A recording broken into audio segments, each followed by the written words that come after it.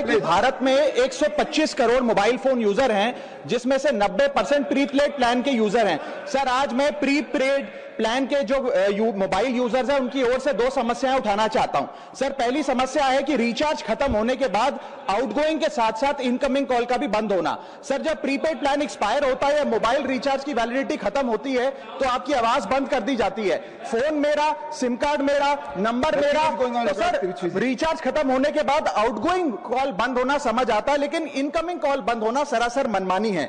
Sir, हमारा mobile number आज हमारी डिजिटल पहचान बन चुका है।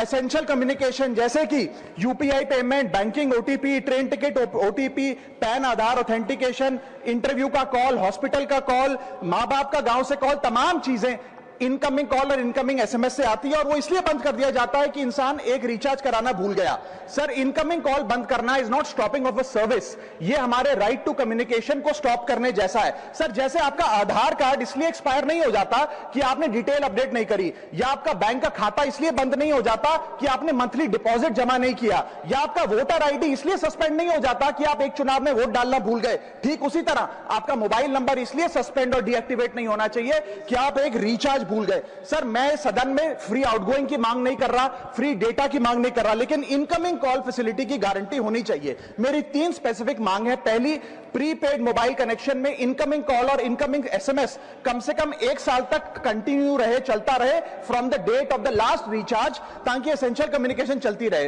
दूसरी, deactivation of the mobile number after 3 years. ऐसा ना हो कि आपका मोबाइल नंबर किसी को आपका मोबाइल नंबर बंद करके किसी और को अलॉट कर दिया जाए। कम से कम 3 साल का ग्रेस पीरियड देना चाहिए from the date of the last recharge. And third demand, mobile operator should introduce a low cost incoming only plan. वो लोग जो सिर्फ इनकमिंग के लिए फोन रखते हैं उनके लिए, जैसे कि 10 रुपए में 180 दिन की इनकमिंग कॉल की फैसिलिटी।